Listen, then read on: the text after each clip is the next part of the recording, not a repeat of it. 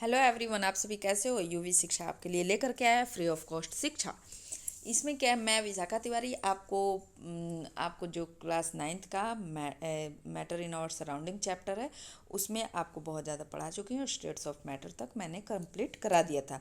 इसके आगे अब हम देखते हैं कि क्या ये मैटर जो होते हैं एक दूसरे में चेंज हो सकते हैं। Can matter change it's state. मान लो कि हमारा जैसे हम क्या कर सकता है, ये हमारा क्वेश्चन था, लेकिन हम इसे इजी वे में समझ सकते हैं। आप जैसे देखते हो, आप सभी के घर में रेफ्रिजरेटर होगा यानी फ्रीज होगा। फ्रीज के अंदर आप आइस क्यूब रखे रहते हो, ठीक है। आइस का, बर्फ़ का जो जमाते हो टुकड़ा, आइस क्यूब रखे रहते हो। आप इसको देखो, आप अगर इसे बाहर प्लेट में निकाल के रख दो, ठीक है। प्लेट में निकाल करके रख दोगे तो आप थोड़ी देर में क्या देखोगे कि ये मेल्ट करने लगा, और मेल्ट करके ये क्या बन गया, पानी बन गया। पानी बन जाता है। अब इस पानी को आप क्या कर दो, फ्लेम के ऊपर रख दो, ठीक है। आप फ्लेम के ऊपर रख दोगे इस पानी को, तो आप थोड़ी देर बाद क्या करोगे, जब ये बॉयल होता है तो बॉयल होकर के ये क्या होता है, ये वेपर के फॉर्म में बन जाता है। तो हमने क्या देखा, एक हमारा जो आइस क्यूब था, हमारा जो बर्फ़ का टुकड़ा था, उसको जब हम थोड़ी देर रूम टेम्परेचर भी पर ही छोड़ देते हैं तो वो मेल्ट करके वाटर फॉर्म में आ जाता है, ठीक है। वाटर यानी कि हमारा जो आइस क्यूब था वो क्या था, सॉलिड था, ठीक है। ये हमारा आइस क्यूब क्या था, सॉलिड था। अब जब इसको हमने अपने रूम टेम्परेचर पर ही रखा तो ये मेल्ट होकर के क्या बन गया, लिक्विड बन गया, ठीक है। वाटर बन गया जो कि लिक्विड होता है। जब हमने इसे फ्लेम दिया, यानी जिसे जब इसे आग पर हमने रखा तो ये क्या होता है, बॉयल होके इसमें से वेपर निकलता है। आप देखोगे ना, वेपर निकलता है यानी कि उसमें से गैस फॉर्म में आ गया। तो हमने क्या देखा, yes, matter change it's state. Matter क्या करता है, अपने स्टेट्स को चेंज करता है। सॉलिड से लिक्विड में, लिक्विड से गैस में, फिर गैस से लिक्विड सॉलिड में कन्वर्ट होता है। चलिए इसको हम अच्छे से डिटेल में समझते हैं। और बेटा इसको ज़्यादा से ज़्यादा शेयर करो, लाइक करो और सब्सक्राइब करो, क्योंकि बेटा आपको इतने डिटेल में ऑनलाइन क्लास कोई नहीं देता है, ठीक है। चलिए अब हमारा ये आ गया, देख लीजिए, state of matter change triangles. इसको एक ट्रायंगल्स के थ्रू समझ सकते हैं, ठीक है। हम ट्रायंगल के थ्रू इसको अच्छे से समझ लेते हैं। आप जैसे देखो, इसमें क्या होता है कि प्रोसेस है कि सॉलिड से लिक्विड में चेंज होना, फिर लिक्विड से गैस में चेंज होना, फिर गैस से क्या होता है, फिर आप देखोगे कि गैस से डायरेक्ट जो होता है सॉलिड में भी कन्वर्ट हो जाता है। तो जो हमारा ये सॉलिड है, ठीक है, सॉलिड से जब हमने लिक्विड में चेंज किया तो इसको क्या कहेंगे कि सॉलिड जो हमारा आइस क्यूब था वो मेल्ट हो गया, यानी गलना शुरू हो गया, यानी उसका लिक्विफैक्शन हो गया, यानी वो लिक्विड में कन्वर्ट होने लगा। तो जब कोई सॉलिड या जब कोई आप आइस लेते हो, आइस क्यूब लेते हो, वो मेल्ट होता है। मेल्ट मतलब वो गलना शुरू होता है, तो उस चीज़ को हम क्या बोलते हैं, मेल्टिंग या लिक्विफैक्शन बोलते हैं। Solid convert by liquid through किसके, मेल्टिंग या लिक्विफैक्शन। उस प्रोसेस को हम क्या कहते हैं, मेल्टिंग कहते हैं या लिक्विफैक्शन कहते हैं। आपको बेटा ध्यान रखना है कि सॉलिड जो होता है वो लिक्विड में कन्वर्ट हो जाए, इस प्रोसेस को मेल्ट करना है यानी कि गलना, उस प्रोसेस को मेल्टिंग प्रोसेस कहते हैं, ठीक है। एक चीज़ क्लियर हो गया। अब इस अब जो हमारा ये लिक्विड है वाटर, वो अब क्या होता है, वेपर में चेंज हो रहा है, ठीक है। वेपर में चेंज होता है यानी गैस में चेंज होता है, यानी वेपर इवेपोरेशन के थ्रू। तो ये क्या हो गया हमारा, ये क्लाउड स्टीम वगैरह जो भी बनता है ये क्या होता है, इवेपोरेशन के थ्रू ही बनता है। यानी लिक्विड, जो हमारा लिक्विड होता है वो चेंज हो जाता है गैस में, वेपर में। तो इस प्रोसेस को इवेपोरेशन बोलते हैं, ठीक है। आप बस अभी एक ही साइकिल पढ़ो, दूसरा साइकिल अभी आपको समझाती हूँ, ठीक है। ये हमारा साइकिल चल रहा है अभी, ठीक है, क्लॉकवाइज में चल रहा है।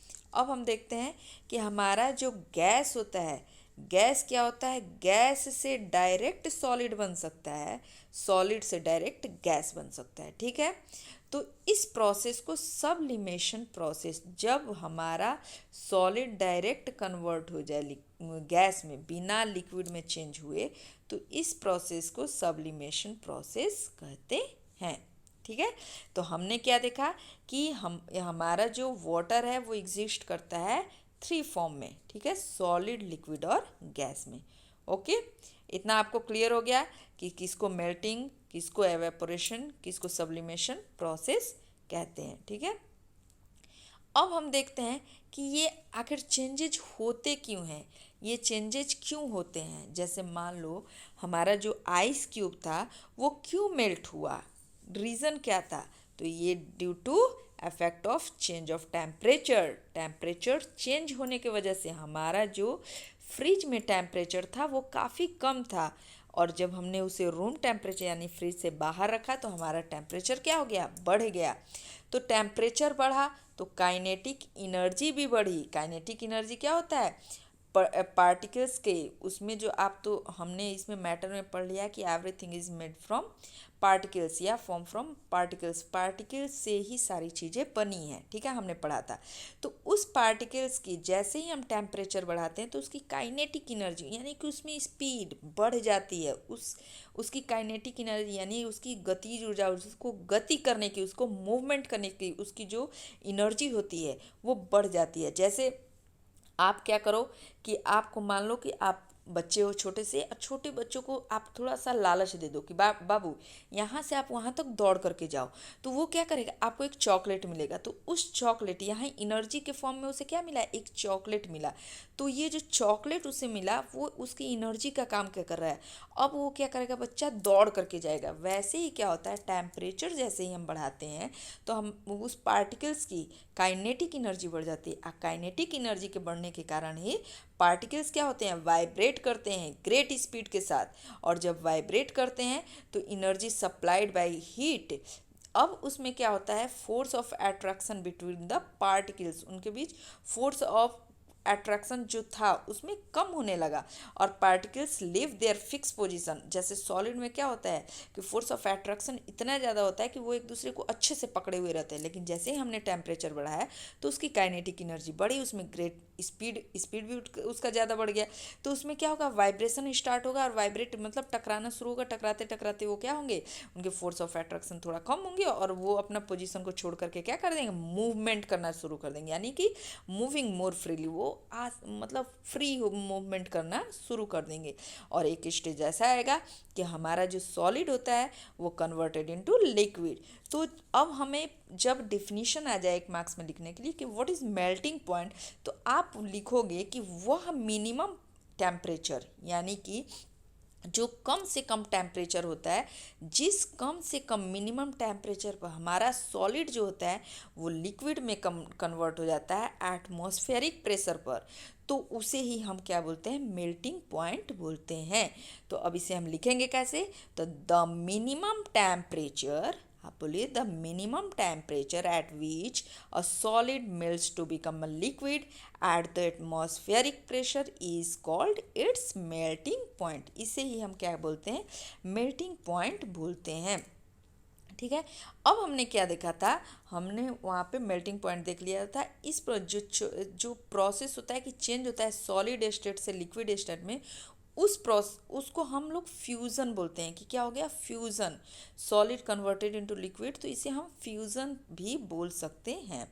तो वो मिनिमम टेम्परेचर जिस पर क्या हो जाए कि हमारा जो तो सॉलिड जो है चेंज होने लगे एटमॉस्फेरिक प्रेशर पर ही लिक्विड में, तो उसे ही हम क्या बोलते हैं, मेल्टिंग प्रोसेस बोलते हैं, ठीक है। अब आप यहाँ देखो कि आइस, हमने ये तो अच्छे से ऊपर डिटेल में एक्सप्लेन कर लिया है, इसको मैं आपको डायग्राम के थ्रू भी दिखा दी हूँ कि कैसे हम जब आइस होता है उस पर वो लिक्विड में कन्वर्ट होता है, और जैसे ही हम फ्लेम देते हैं तो उसके पार्टिकल्स कैसे क्विकली एंड रैंडमली भागने लगते हैं और वो स्टीम में चेंज हो जाता है, ठीक है। तो ये जो हमारा प्रोसेस था फ्यूज़न को आपको यहाँ मैं दिखा देती हूँ। The melting point of A solid and indication of a strength of the force of attraction between it particles.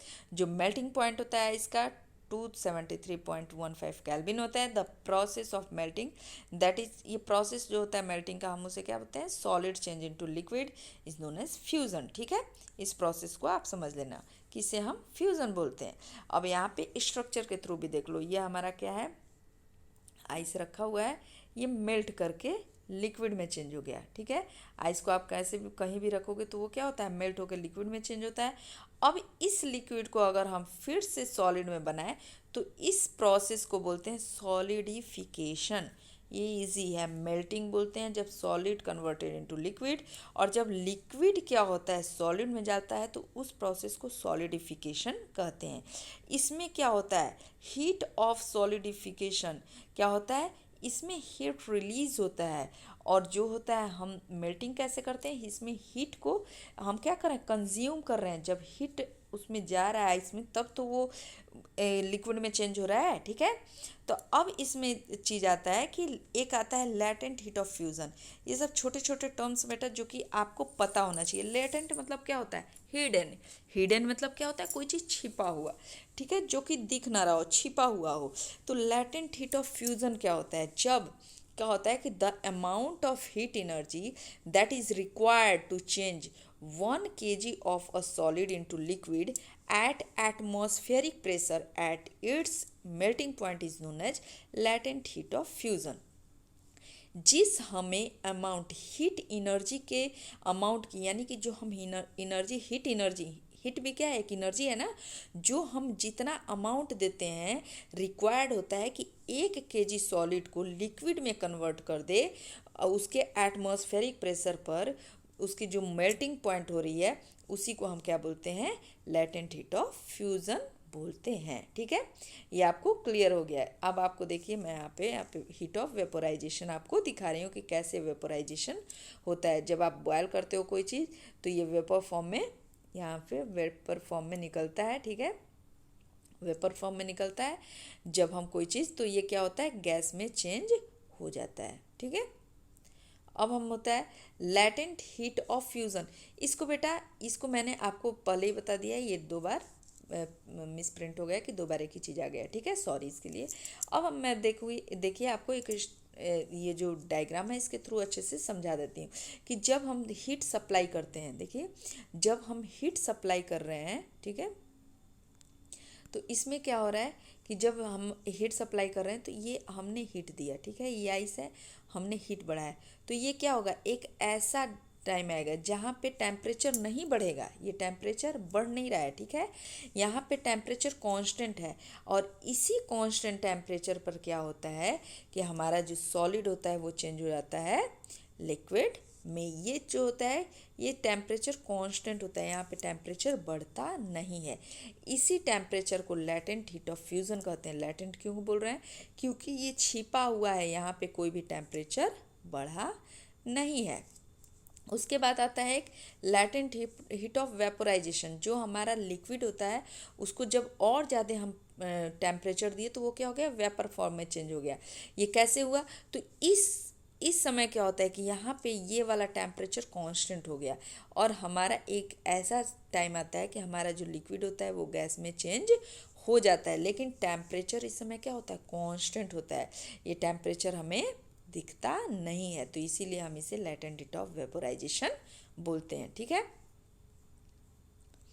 आपको स्ट्रक्चर के थ्रू भी आप बॉइलिंग पॉइंट भी जानते हो कि बॉइलिंग पॉइंट किसे कहते हैं, उस टेम्परेचर पर जिस समय क्या हो जाए कि हमारा लिक्विड जो होता है एटमॉस्फेरिक प्रेशर पर बॉयल करना स्टार्ट हो, यानी कि जस्ट बॉयल करना स्टार्ट हो, उसे ही हम क्या बोलते हैं, बॉइलिंग पॉइंट। इसे फिर हम कैसे लिखेंगे कि the temperature at which a liquid starts boiling at the atmospheric pressure is known as its boiling point.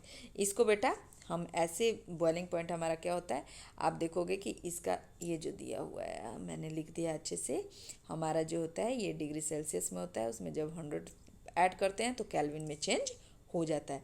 ये आपको आपके बुक में फॉर्मूला भी इस पर इसका दिया हुआ है, ठीक है।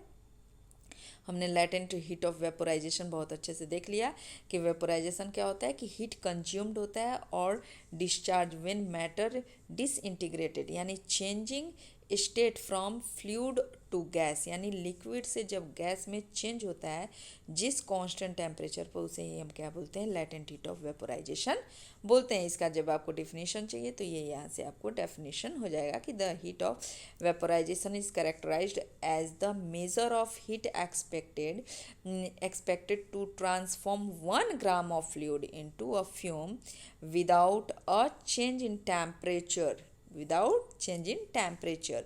इसमें टेम्परेचर चाहे आप देखें उसमें क्या होता है, उस समय टेम्परेचर आपका कांस्टेंट होता है, ठीक है। अब इस सब्लिमेशन मैंने आपको क्या बताया था कि डायरेक्ट सॉलिड क्या होता है, वो गैस में चेंज होता है। इसका आप कपूर, सबसे अच्छा एग्जांपल, आप कपूर देखोगे, घर में सबके कपूर होता है, तो आप कपूर को क्या देखते हो कि कपूर को जब जलाते हो तो वो क्या लिक्विड में चेंज होता है? बिल्कुल नहीं चेंज होता है। जब आप घर में पूजा करते समय अपना कपूर जलाते हो तो आप क्या देखते हो कि कपूर सीधे जल जाता है और ऐसे धुआं धुआं की तरह निकलता है। तो यानी कि ये जो हमारा सॉलिड कपूर है वो किस में, कैम्फर, कपूर कैम्फर कहते हैं, ठीक है। ये जो हमारा कपूर है वो चेंज हो गया गैस में, यानी कि सॉलिड से डायरेक्ट गैस में कन्वर्ट हुआ विदाउट लिक्विड, यानी बीच में लिक्विड में वो कन्वर्ट नहीं हुआ, डायरेक्ट सॉलिड से लिक्विड में चला गया। इसी प्रोसेस को हम क्या बोलते हैं, सब्लिमेशन प्रोसेस बोलते हैं। ये कपूर अच्छा आपका एग्जाम्पल है जो कि घर में सभी लोग पूजा में यूज़ करते हैं। दूसरा एग्जाम्पल हो गया अमोनियम क्लोराइड, ये आपको ये केमिस्ट्री के पॉइंट ऑफ व्यू से हो गया, ठीक है। अमोनियम क्लोराइड को जब हम सॉलिड लेते हैं और इस पर जब फ्लेम देते हैं तो ये भी क्या होता है, वेपर फॉर्म में चेंज हो जाता है, ठीक है। तो जब हमारा ये क्या होता है कि जब क्या चेंज होता है सॉलिड से गैस में, तो उस प्रोसेस को सब्लिमेशन कहते हैं विदाउट चेंजिंग इनटू लिक्विड। तो और जब द गैस से सॉलिड में आता है तो उसे डिपोजिशन बोलते हैं, ठीक है। इसको सब्लिमेशन भी बोल सकते हो, लेकिन एक टर्म्स और याद करो कि जब गैस से सॉलिड में जाए, सॉलिड से गैस में जाए तो उसे तो हम सब्लिमेशन कहेंगे। सब्लिमेशन हम उसे भी कह सकते हैं जब गैस से सॉलिड में जाए, लेकिन एक और नाम इसका है, डिपोजिशन भी कहते हैं, ठीक है। Effect of change of pressure. अब प्रेशर का क्या चेंज होता है, इसमें प्रेशर का भी बहुत अच्छा रोल प्ले होता है इसको चेंज करने में। जैसे जो हमारा, जैसे हमने ये पिस्टन लिया, देख लो आप, पिस्टन आपने लिया, इसको जब आप प्रेस करोगे, ठीक है, तो ये क्या होता है, दबते जाता है। जब हम by applying pressure we can bring the particles of matter closer, इनके जो पार्टिकल्स होते हैं वो पास पास आ जाएंगे। देखो जब हमने इसे प्रेस किया तो ये पार्टिकल्स दूर दूर थे, ठीक है। तो आप देखे हो गैस में क्या होते हैं, पार्टिकल्स दूर दूर होते हैं, लिक्विड में थोड़ा पास पास होते हैं, और सॉलिड जब होता है बिल्कुल पास पास हो जाते हैं पार्टिकल्स। आपने ये पहले ही पढ़ चुका है, ठीक है। अब मैं, अगर आप नहीं पढ़े हो तो मेरा पिछला वीडियो आप लोग देख सकते हो, उसमें मैंने बहुत अच्छे से आपको सभी को पढ़ाया है, ठीक है। तो इसमें क्या होता है कि अब जब प्रेशर हम देंगे तो ये इनके पार्टिकल्स बिल्कुल क्लोजर आ जाएंगे, बिल्कुल पास पास आ जाएंगे। तो so by applying pressure solid can be converted into liquid. जैसे ही पास में हम दबाएंगे, प्रेशर देंगे, तो हमारा जो गैस होता है वो किस में कन्वर्ट हो जाएगा, लिक्विड में, ठीक है। More pressure liquid can be converted into gas. अब ज़्यादा प्रेशर देंगे तो यहाँ पे थोड़ा सा मिस्टेक हो गया, गैस में नहीं, फिर सॉलिड में कन्वर्ट हो जाएगा, क्योंकि बहुत ज़्यादा पास आ जाएगा तो वो क्या हो जाएगा, सॉलिड में चीज़ें कन्वर्ट हो जाएंगी। यानी कि हमने पहले प्रेशर इस पे डाला तो ये पार्टिकल्स जो थे इसके दूर दूर थे, थोड़े पास आए तो ये लिक्विड जैसा कन्वर्ट हुआ, और जब और ज़्यादा प्रेशर देंगे तो पार्टिकल्स और पास पास आ जाएंगे ना। आप खुद कॉमन सेंस भी लगा लो, तो इसमें क्या हो जाएगा कि फिर वो सॉलिड में चेंज हो जाएगा, ठीक है। और जो इसमें प्रोसेस होता है कि जब हम प्रेशर जो अप्लाई करते हैं, तो हम जब प्रेशर अप्लाइंग प्रेशर है, रिड्यूसिंग टेम्परेचर हम घटा दे रहे हैं, तो लिक्विफाई गैसेस क्या होती हैं, लिक्विफाई हो जाती है, लिक्विड में चेंज होती हैं। आपने सुना होगा सॉलिड कार्बन डाइऑक्साइड, आप सभी ने सुना होगा, ठीक है। सॉलिड कार्बन डाइऑक्साइड होता है, इसको स्टोर करते हैं हम हाई प्रेशर पर। इसको रखते कैसे, हाई प्रेशर पर। जो हमारा सॉलिड CO2 होता है, सॉलिड कार्बन डाइऑक्साइड गैस जो होता है, gets converted directly to gaseous state on decrease of pressure at to 1 atmosphere without coming into liquid states. ये लिक्विड स्टेट में बिना आए सॉलिड CO2 से कन्वर्ट हो जाता है गैसेज में, ठीक है। ये क्या होता है, क्यों होता है, इसका कारण क्या है कि सॉलिड कार्बन डाइऑक्साइड जो होता है ऑल्सो नोन एज, इसीलिए इसे क्या बोलते हैं कि ड्राई आइस भी बोलते हैं। ये सब बेटा एक एक नंबर के आपके क्वेश्चन पूछ सकते हैं कि ड्राई आइस किसे कहते हैं, तो सॉलिड CO2 को, ठीक है, आप बोल सकते हो। तो हम कह सकते हैं कि प्रेशर और टेम्परेचर डिटरमाइन करता है स्टेट ऑफ सबस्टांस को, कि सबस्टांस कब सॉलिड होगा, लिक्विड होगा, गैसेज होगा। ये कौन डिटरमाइन कर रहा है, हमारा प्रेशर ही क्या कर रहा है, डिटरमाइन कर रहा है।